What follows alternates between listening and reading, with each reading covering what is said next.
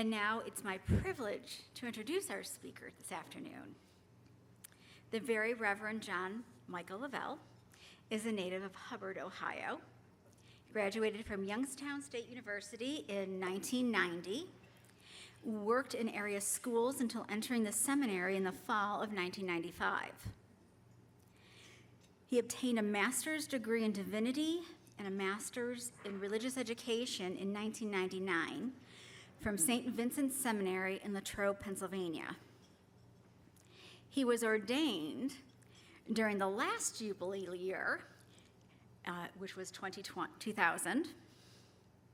Father LaVelle has served in parish and school ministry, Catholic Charities, and in our former telecommunications department of the diocese. He currently serves as the pastor of St. Michael Parish in Canfield and as the administrator of St. Pope John XXIII Parish in Niles. He is the Vicar of Missionary Discipleship, Director of Stewardship and Development, and the Director of Communications for the Diocese of Youngstown. He is also coordinator of the 2025 Jubilee for the Diocese of Youngstown. He's a little busy. But even with all of these responsibilities, Father LaVelle always reminds us, and that is us, the parish staff at St. Michael, that he is our full-time pastor. And I'd like to add that in my over 25 years of parish ministry across the country, Father LaVelle is by far the best pastor I have ever worked with. But please do not tell Monsignor Clark that, because he thinks he's my favorite, so don't tell him that. But Father LaVelle's my favorite. So please join me in welcoming my amazing pastor and boss, Father LaVelle. Thank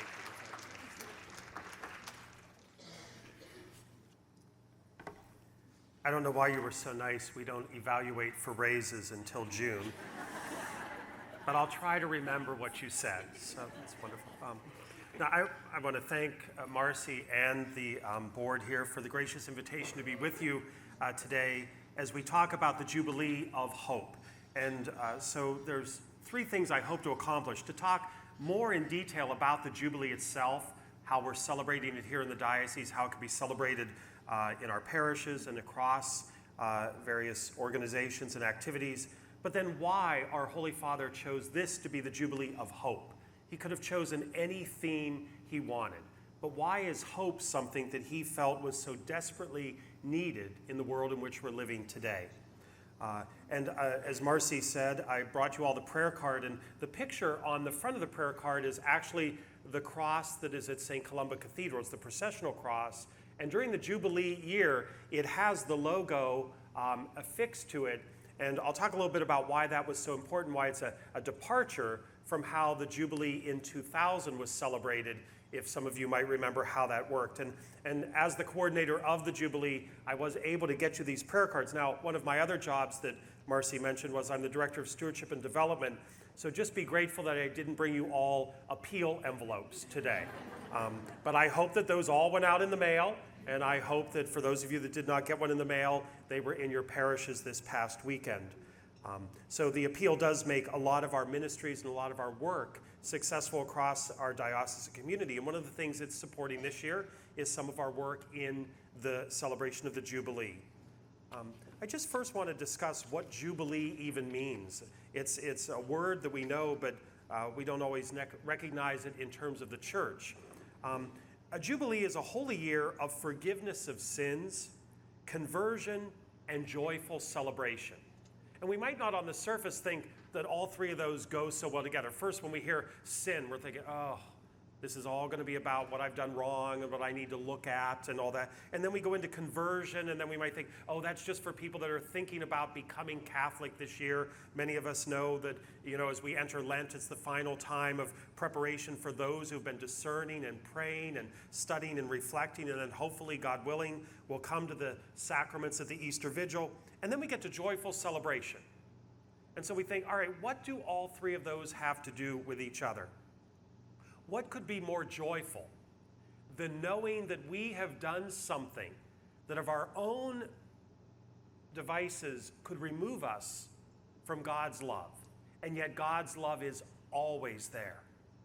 We as a Christian people can never use the word sin without following it up with the opportunity for forgiveness, the opportunity to come before our God, to acknowledge our faults and failings, but to know that his mercy and his love and his compassion is always there for us.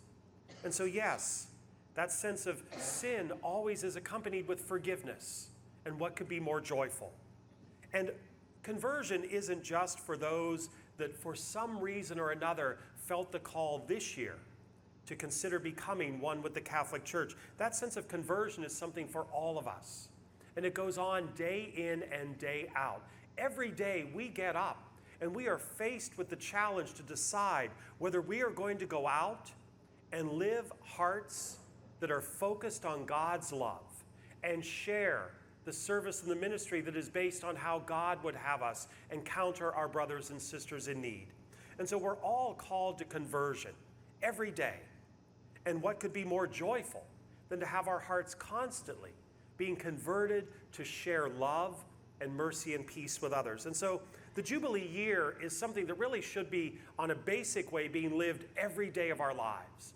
Every day of our lives, we should be inviting that sense of forgiveness. We should be converting our hearts to be more and more like God's own. And we should also be celebrating the joy our God gives us. But in a particular way, the church invites us in these special years to refocus on it. You know, one of the realities is, if you look at the liturgical year, you know, we celebrate Christmas one day. But on the 364 other days of the year, we don't forget that Christ was born to us. We celebrate Easter Sunday one day. But every day of the year, we remember that gift of Christ who suffered and died but rose for us. And so the liturgical year has us celebrate unique opportunities throughout the year, but every day, the entirety of all of that needs to be before us. And so, yes, we need these awarenesses. We need these reminders of how important all of that is. And the Jubilee year does that for us. Now, the word Jubilee itself comes from the Hebrew word Yobel, which means the ram's horn that was used to announce a jubilee in the Hebrew scriptures. Moses was told by God that every 50th year was to be set aside for the return of members to the household, a restoration of the land to its owners, and a release of Hebrew slaves for forgiveness from their debts. And we find that told to us in Leviticus. So like the Sabbath, which took place on the 7th day of each week, the Jubilee was a time for the Israelites to reestablish a proper relationship with God and with each other. And so we move from the Hebrew understanding of Jubilee into how the Christian tradition celebrates Jubilee. And it was in the year 1300 that Pope Boniface VIII proclaimed the first Christian Jubilee. And it was a granting of the full remission of sins for those who confessed their sins and made a pilgrimage to St. Peter's Basilica in Rome. The church first celebrated the Jubilee every 100 years, and then after a while, it became every 50 years, and now we celebrate it in the pattern of every 25 years. And so let's look at a few of the recent Jubilees that some in the crowd may remember. Might not know that they were Jubilees, but in 1950, so 75 years ago, there was a Jubilee year, and Pope Pius XII, in that holy year of 1950, he proclaimed the dogmatic teaching of the Assumption of the Blessed Virgin Mary into heaven. Now, we have held that sense of Mary for many, many years in the life of the church, but it's interesting. We are only coming up on the 75th anniversary of that being an official teaching of the church as we celebrate Mary's ascension into heaven. And then in 1975, Pope Paul VI, in what would be the last few years of his pontificate, for that holy year, he called it to be a holy year of reconciliation. So we see that that was already to be part of every Jubilee, but he wanted that to have a greater focus and a greater understanding during that year. Now, we're going to break the pattern for a moment. Instead of every 25 years, in 1983, early in the pontificate of John Paul II, he proclaimed a special Jubilee year. And there are these extraordinary Jubilees that fall out of the pattern of every 25 years. Does anyone know what was so important about 1983? Anybody know? So it was it was almost like getting ready for the bigger one, to be honest. It was almost like a dry run. It was the 1950th anniversary of the death and resurrection of Jesus. Now, I tell you that it was kind of like a dry run because although we are still in the Jubilee of 2025, we already know that there will be an extraordinary Jubilee in 2033 because that will be the 2000th anniversary of salvation, of that gift of Christ's resurrection. Much like the Jubilee 2000 was really focused on the 2000th anniversary of Christianity with the birth of Jesus, in 2033, that extraordinary Jubilee will be celebrated with great joy because it will be that momentous event, 2,000 years since Christ suffered and died and yet rose again for all of us. As I mentioned, in 2000, it was what we called the Great Jubilee. It was the beginning of the third millennium. Now, unfortunately, it got factored into the beginning with what also was going on. What was the big problem in 2000? Y2K. All those computers were going to shut down. Everybody was so worried about that. And we came through it just fine. And we celebrated a whole year of Jubilee with the anniversary of what would move us into the third millennium of Christianity. Now, there was another extraordinary Jubilee that began in December of 2015 and extended throughout most of the year of 2016, and that was an extraordinary Jubilee of mercy that our Holy Father Pope Francis called us to. But now we've arrived at 2025, and our Holy Father has proclaimed that this is to be a Jubilee where we celebrate hope. And he reminds us in the document that he wrote establishing this, hope does not disappoint. Now, the forecast today did, but hope does not. Aren't you so sick and tired of it all? You know, it was nice and warm yesterday. It got a little windy in the evening and then snow this morning. So our Holy Father reminds us that in this coming Jubilee, it is a holy year marked by the hope that does not fade. Our hope in God must stand firm. It helps us to recover the confident trust that we require as a church and as a society in our relationships with each other that go beyond just in our households and our workplaces and our neighborhoods and our churches, but really moves into an international community. How we're all related with each other and how we need to promote that sense of dignity and reverence and respect of all individuals. We need to see God's gift of creation, and it needs to be lived out in a greater sense of hope. Now, how are we celebrating the Jubilee that we're already in? And I'll get back to the prayer card in a moment, but our Holy Father opened the Jubilee, as most Jubilees are, on Christmas Eve. And so although it's the Jubilee of 2025, it began in late 2024. And he opened the doors of St. Peter, and there are holy doors that are sealed up for 24 years, and then they are opened. They are unsealed, and they become the holy doors for that Jubilee year, of which pilgrims are invited to pass through those doors, to obtain special indulgences, and to be part of special prayer. So that holy door was opened on Christmas Eve, but our Holy Father took the opportunity to open the other three major basilicas in Rome, of St. Mary Major, of St. John Lateran, and St. Paul outside the walls. And so those doors were opened using the Feast of the Holy Family, which was the following Sunday after Christmas, and then the Feast of Mary, the Mother of God, on New Year's Day, and then finally the Feast of Epiphany, which was on January 6th. Now, in the Jubilee of 2000, every bishop was invited to do exactly the same thing that Pope John Paul was doing in Rome. And so it was timed so that wherever you were, you would be opening those holy doors at your Christmas Eve Mass. This year, our Holy Father chose that the only 4 holy doors would be those of those 4 basilicas.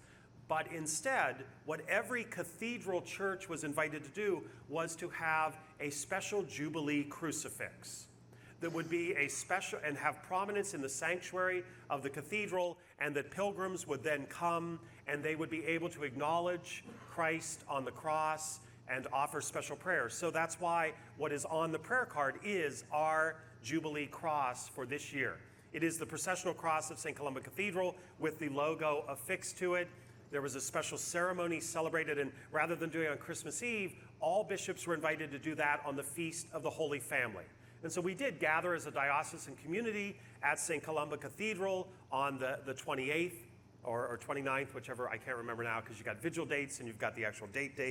But we gathered at a Mass there, and we went through the whole ritual and then invited people to come before that cross, and that cross is there. So if you're visiting St. Columba Cathedral, to be able to go up into the sanctuary and offer a prayer before that cross throughout the year. And that's why we chose this as the image for the prayer card.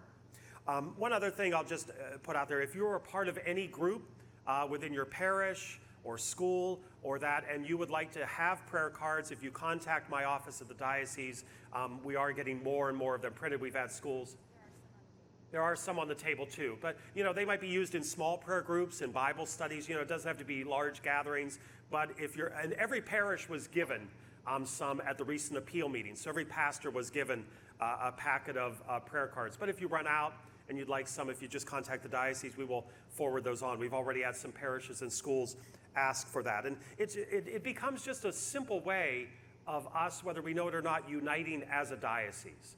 That from one time or another, we're all praying the same prayer. And this is the prayer that was devised for the Universal Church. So we also have them in Spanish. So if anyone's in need of a Spanish translation prayer card, we have those as well.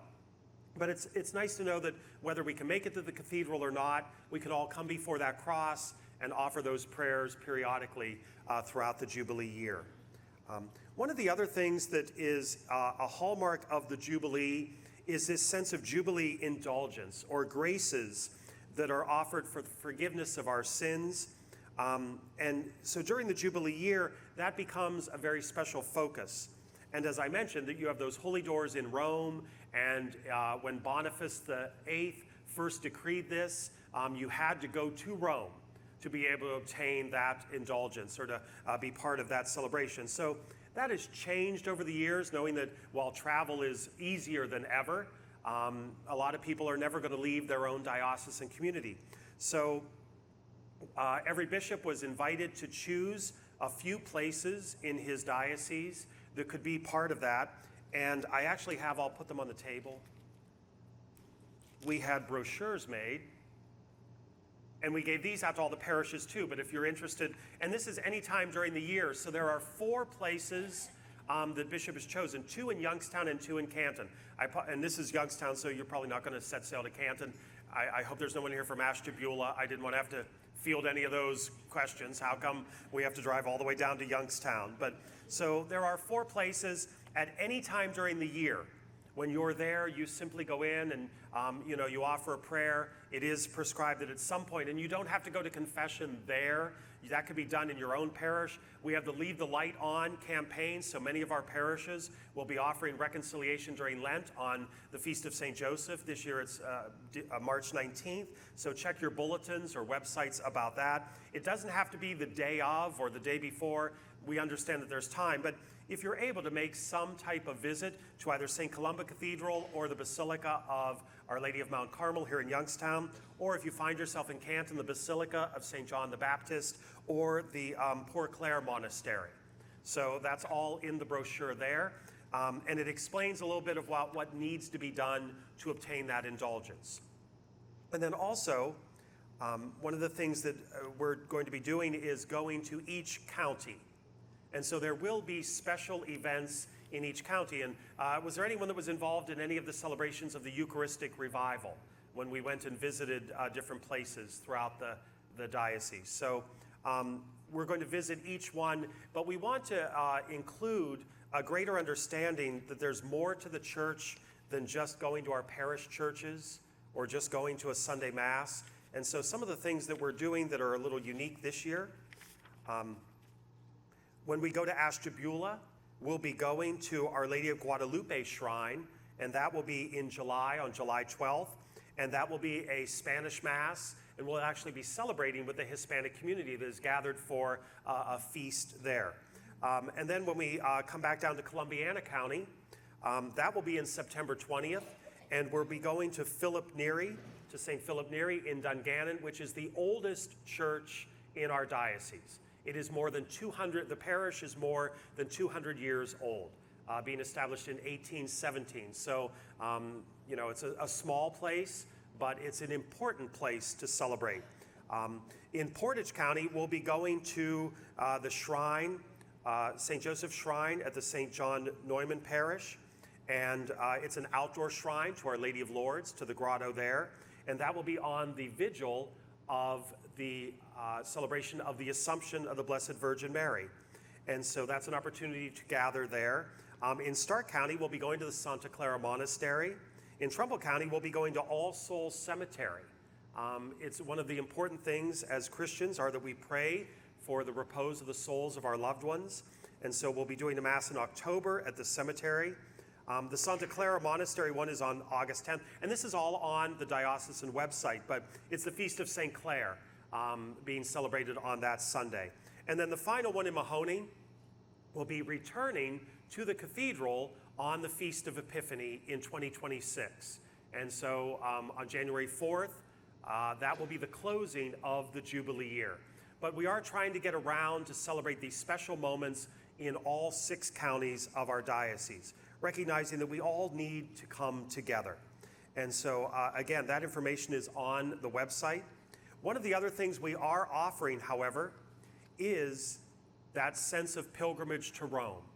And so Bishop Bonner will be leading a pilgrimage to Italy, and we will be there from October 6th to the 16th. There's still time if anyone is interested and you hadn't heard about it. So Marcy has a sign-up sheet if anyone wants us to email you some more information about the itinerary. So we'll be going to different places. We'll be in Venice and Florence, Padua, Assisi, and then the final 4 days are in Rome. And it's time to be there for an audience with the Holy Father. And we continue to pray that that Holy Father would be Francis. But we're hoping that when we are there, that there is a Holy Father to be part of that celebration. We'll be able to pass through the holy doors of all 4 of the basilicas. That's part of the trip.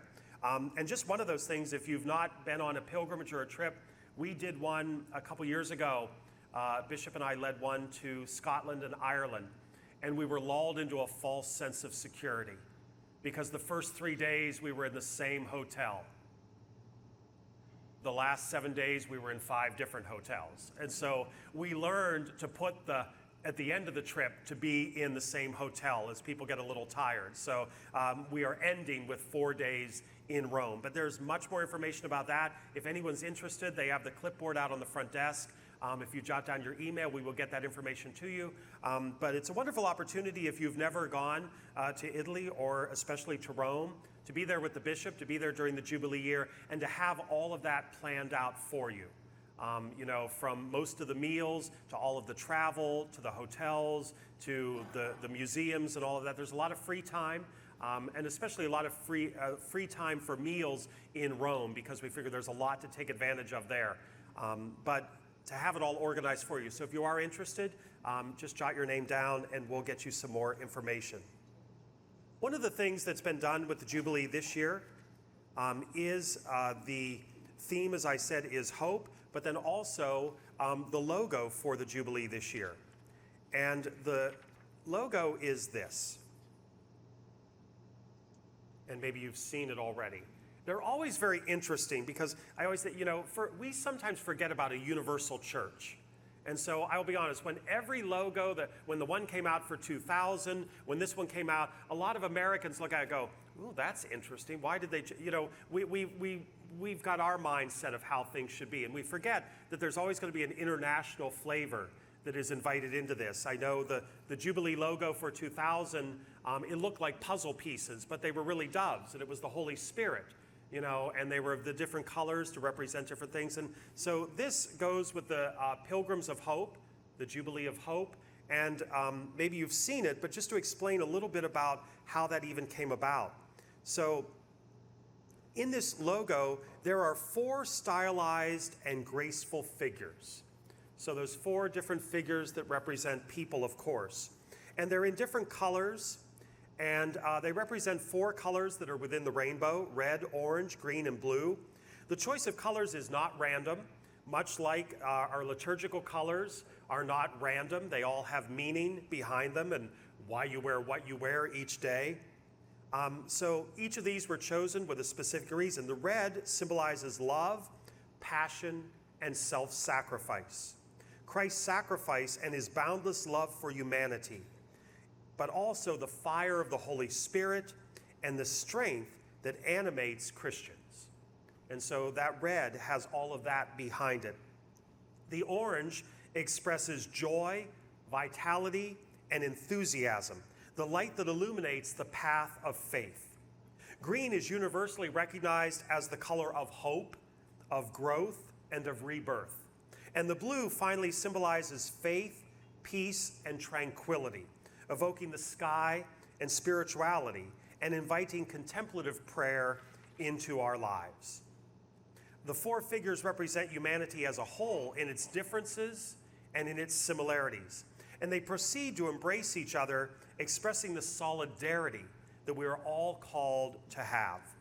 Now, the cross is one, if you see it kind of is slanted a little bit, it is specifically designed to not be rigid and to not be static, but to have an essence that it is always moving, it's always leading. And then at the bottom of it is an anchor. And the anchor, sorry, let me look here. So it curves into the end with this anchor. The anchor is a sign of hope. And for the seafaring people, the anchor of hope is the name given to the reserve anchor. There's always, in many large ships, a reserve anchor that may be called upon to be used. And in the vessel, it performs emergency maneuvers to stabilize the ship during storms. The sense of this symbol in the Jubilee logo is very clear. It is precisely in the most difficult moments that we need to rely on an anchor that gives us security and that guarantees salvation. And what better anchor could there be than the cross? And so that's why at the top it's the cross, and it makes its way down into the anchor. The presence of a small agitated wave, which is kind of hard to see, but there's just a little line there. So even this small agitated wave, why that is in there at the bottom, confirms the existence of danger and obstacles, of those personal events and events in the world that make each of our lives not as easy as we would like them to be. And yet, if we come together, if we are rooted in the cross, if we anchor ourselves in that sense of hope, then we should be able to come through all of those storms together. And so that is really why our Holy Father wants us to focus more and more on this sense of hope. Now, there's one other thing that's very unique in this Jubilee. And we are an ever-growing church, and we wrestle with the times. Did anyone know that there's a mascot for the Jubilee? I don't think many people would ever, Barb did, I don't think many people would ever, a mascot for the Jubilee. Well, there is a mascot for the Jubilee, and her name is Lucy. And this was designed. And one of the things, I'm not going to go into great detail, this is what's great about your phones and your computers. You can go and read all of these things, but she even has friends. It's like Dora the Explorer for the Catholic Church, really, is what it kind of looks like. But she's got friends along the way. But one of the things that nothing is done by accident. We need to remember that in the church and in our lives. Nothing is really done by accident. So she's in a yellow raincoat, and that symbolizes that she's dressed to weather the storm. And the reason they chose yellow is a primary color in the papal flag and at the Vatican, so it symbolizes the roots in the church. And by great purpose, her boots are splattered with mud. And so it shows that she is on a journey that is not always easy, that at times is messy, and yet we journey through. And there was also a hope to attract young people to the story of the Jubilee and to how we are called to live out our faith. So there's a logo, but there's also then this mascot that we have. I want to move into hope and just go over a few things that we need to look at in hope. And then, as we said, I'll entertain some questions. But this really is the thrust of this Jubilee year. And I don't think there's any of us that would argue, no matter where we come down on different issues facing our world, whether it's local, whether it's in our country, whether it's global, no matter where you are on things, I think the common acknowledgement has to be that it's not always easy, that there are incredible challenges, that it seems dark at times. And yet, the one thing we all need to have, even if we come at it from different angles and propose different solutions, the one thing we all need to be united in is we need to cling to hope. We need to cling to a greater sense of hope that will bring us through these challenging times and unite closer with and for each other. So the very first thing about hope is that hope moves us forward. Christian hope is a realistic expectation and a joyful longing for a future good and a glory based on the reliable word of God. And so it's always moving us forward. Much like that cross in the logo is not to be seen as being static, but to have movement. Hope moves us forward. The more we long for the future, the less we will yearn for the past. Now, the past has its place. We learn from our past. We need to know our history. And really, if we did a better job knowing our history, we would probably avoid a lot of the pitfalls that we do in society. But sometime along the way, we forget some of the things that have already been gone on, some of the trials that have already incurred, some of the battles that have already been fought. We lose sight of that. But if we really were better students of our history, not to dwell in it, not to live in it, but to allow it to inform us, we would have a brighter future. But we need to yearn less for the past and seek more the future. Hope deletes regrets and underlines expectations. It is one that invites increased momentum. So one, hope moves us forward. Hope also energizes the present. So the last one I just talked about, where the past has a place, how we're moving towards the future, but it energizes the present. It is worth living today because the eternal tomorrow is so much brighter. What's doomsday for most is a coronation day for us. It is a day that invites us, that really gives us this sense of who we are. We are a people of God. We are part of God's plan for the kingdom. And we need to be a people who move past those trials and difficulties, but we need to be re-energized every day. You know, I had somebody who told me one day, she said, when I come to church, every time I come to Mass, I challenge myself that I'm going to find something that's going to move me forward and is going to make me excited about today. Whether it's something in one of the readings or something I heard in one of the songs or something that was said in the opening prayer, or even how I heard the same Eucharistic prayer that I've been hearing for decades, a word just struck me differently because of what I've brought to it. And she told me one day, she goes, I've never been disappointed. Every day that I've gone to church, I've found something that then can help me get, to use that word, energized. I don't think that was her word, but that's really what she meant. Energized about the rest of the day. That it really helped her live today, but always, again, with that focus of the kingdom to come. Hope lightens our darkness. Hope does not deny nor remove the reality of dark and painful times. However, it does shine a bright light into those valleys so that we can see there is something better ahead of us. And I think that's something we need to remember, because sometimes we can get very negative very quickly with our prayer, with our hope, because I've prayed and prayed and prayed, it didn't go away. You know, I had hope in God, I have my faith, I go to church, but why is this still happening? And so the reality that hope doesn't take away all of that, but it helps us focus the way we need to endure them, to move beyond them. And of course, it increases our faith. Faith fuels hope, but hope also fuels our faith. As Hebrews 11 makes very clear, hope and faith are very closely tied together, the one enlivening the other. Without faith, we cannot soar in our hope, but without hope, our faith is without any great value. The greatest believers are the greatest hopers, the people who hope the most. And this sense of hope is infectious.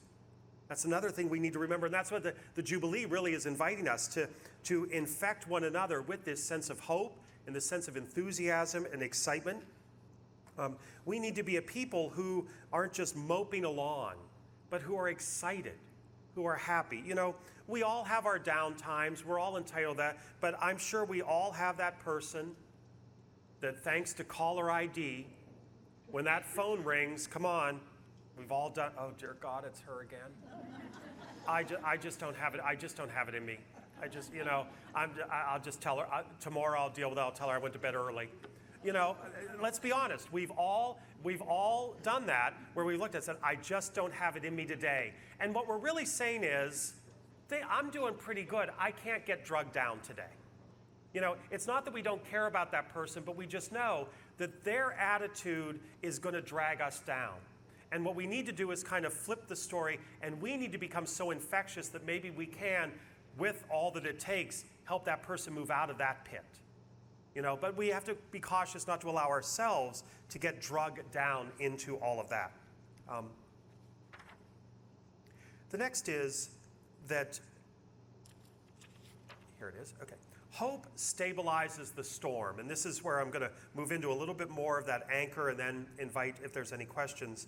So hope stabilizes the storm, and what's interesting is if you're on the pilgrimage and we get to go to some of the catacombs in Rome, there are 66 different depictions of anchors that have been recorded in some of those early drawings. And this shows that the early Christians, even there, they saw that anchor as that sign of hope in stormy days. And like the anchor, hope grabs what is out of sight, and it allows one to be stabilized. It allows one to stop tossing and being batted about on the waves, but it brings a sense of stabilization. And so hope stabilizes those storms and brings a sense of calm. And then finally, hope defends. That sense of defense, we see it in Paul. Paul depicts hope as a defensive helmet. In Scripture, in Ephesians, he talks about hope being this defensive helmet that must not be taken off or laid aside until the battle is over. And so hope is one that is always there to guide us and to support us and to encourage us. The final thing with the anchor then, as we go back to that, hope is strong.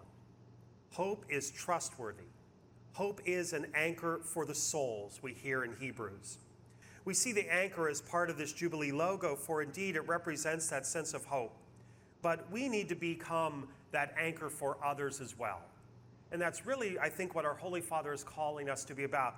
It would be very selfish for each of us to just see any of the celebrations of Jubilee for ourselves. And I mentioned in my homily yesterday for Ash Wednesday, because you know you have big crowds, and so you can get the message out.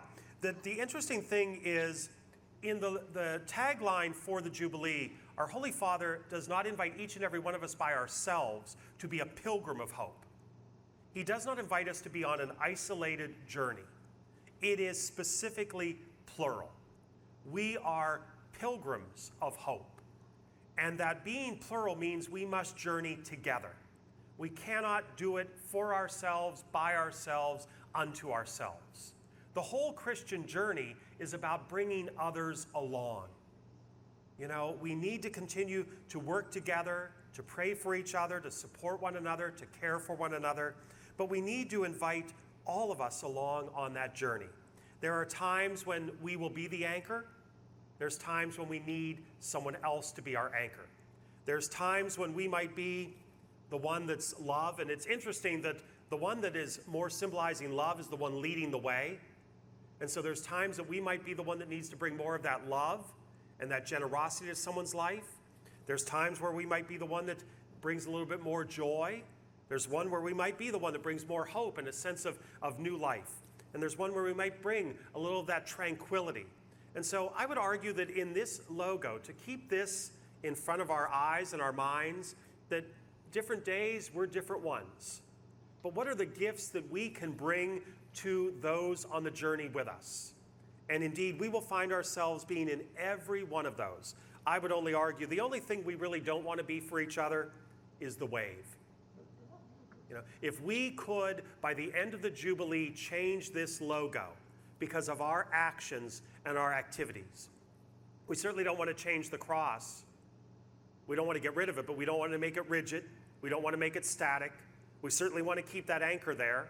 And we certainly want to keep those different noble individuals embracing each other in humanity. The only thing that by the time we get to January 4th of 2026, that I would love to see us change the logo, is to be able to take that little line of instability, those choppy waves, and allow that to become one straight blue line, to be more tranquil, to be more peaceful. We have it in our power to make that the world we live in. And maybe it starts by us embracing each other more, anchoring each other more, and bringing hope to each other's lives more and more. So that's just a little bit on the Jubilee. I hope you will go and study more. This talk is really, how many people remember the Whitman Sampler? Good. I said that to a younger crowd. They were like, you know, I always remind people, the Whitman Sampler was, for those of you that don't know, it was a yellow box and it had that little pattern on it, but there was only one of every flavor in the box and it told you what they were. And I always use that as an example because if you bit into one and you didn't like it, you don't like it. You know, so the next time, do you need to buy a Whitman Sampler? Let's say you love maple creams. I'm giving you a hint if you're buying any gifts for me. I love maple creams. So, you know, you try the candy in the Whitman Sampler, and then the next time you go to Daffin's or you go to Philadelphia or go to wherever, and you say, I don't need the Whitman Sampler. Give me a pound of maple cream, because you find the ones you like. I often think of that, especially in OCIA or in other presentations. We try to present all kinds of topics. But now you have the great responsibility to find what you like or what you want to learn more about and go and study more. So you don't need to keep coming to the Whitman Sampler. If you want to learn more about Lucy, go learn more about Lucy. That's why the web is great. You want to dig into deeper understanding about the logo than I did? That's great. Read more about what our Holy Father has said about hope. This is just to kind of pique your curiosity. And if you want to go to Rome, I have to fill a bus. So, you know, first a plane, then a bus. So if you are interested, that would be a great time. We would love to have you. But I think we just need to be a people who embrace that greater sense of hope. And who knows? What will be Francis's legacy? Many have already been discussing it. We hope that the real discussion doesn't have to happen for a long time. But I think among the many gifts that he has brought to our church, the theme he chose for this Jubilee is one that certainly stands at the forefront. He has been for us a man of faith, a man of love, but most especially a man of hope. And so let us model and embrace that hope with the example of our Holy Father, but with and for each other. So thank you very much.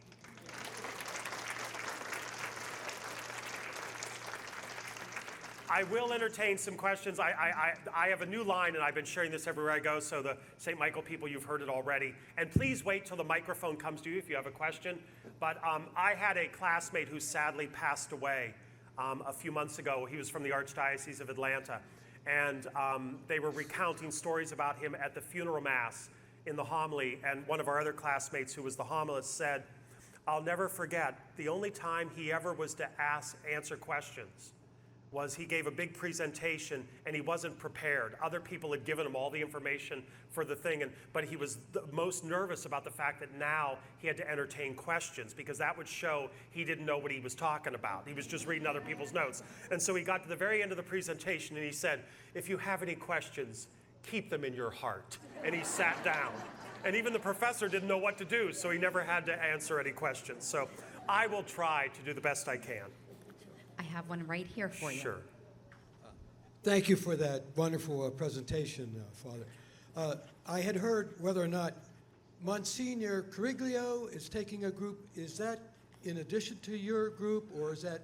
Yes, separate? so I'm aware of at least two other trips that are going on. There's one that is going out of the Basilica and one that's going out of Holy Family in Poland.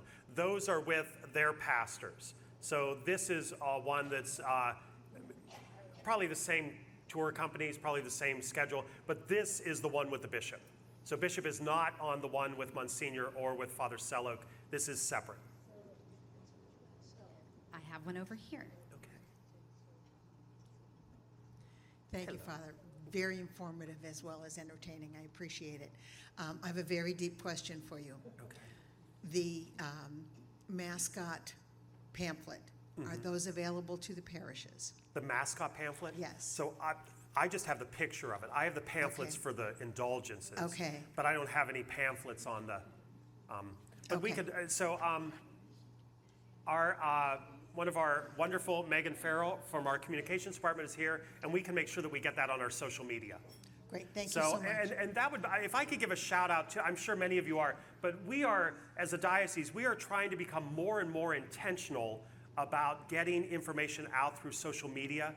And so we have a wonderful communications department. We will make sure that a lot of the Jubilee information, so I think what we could put on is we'll have Michael Hoy, who helps develop our content, to do an explanation about. And I know when they announced they had the mascot, Megan was the first one to say to me, "I'm really excited about this." So she loved Lucy from the beginning. So we could do that, and we'll also do one on the logo and a few other things. So if we get on social media, then we'll also send a packet out to parishes where they can put them in the bulletins or on their websites as well.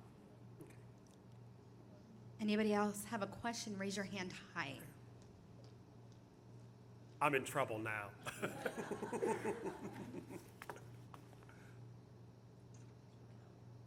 Father, do you know the background to how a Jubilee year logo is chosen, or like you said, Lucy, or the photo, or the drawing itself? So I actually do have, and it was through time. So what they did with this Jubilee logo was there was a contest. And so information went out, and I think there were participants from 48 different countries. And so they were given some parameters, but I did read that some were, crayon drawings from children.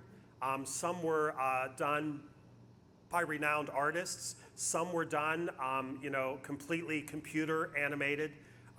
And so the one that was chosen was this one, because not just of the way it looked, but of the description. So, and it was the personal choice of the Holy Father.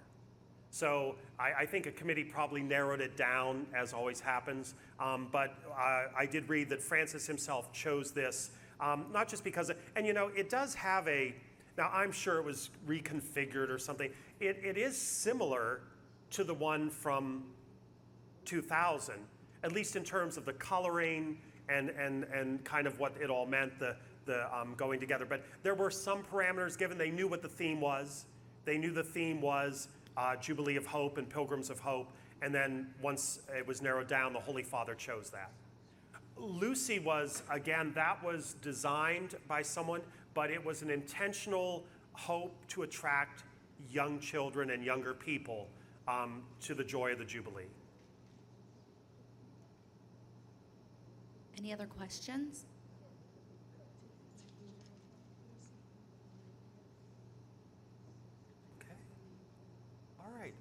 Well, I thank you all so very much for your kind attention. Again, if you are interested in the Jubilee, there's a clipboard out there, or you can contact the diocese and just ask for my office. And if you're interested, we'll get you going. It's going to be a great time, really. I traveled, we did the one in Ireland and Scotland. Bishop is always fun on these trips, and to get to see him in different opportunities and spend some quiet time and conversation. So this should be a wonderful time. Again, thank you so very much. Have a great day. Thank you, Father LaVelle. That was wonderful, as always.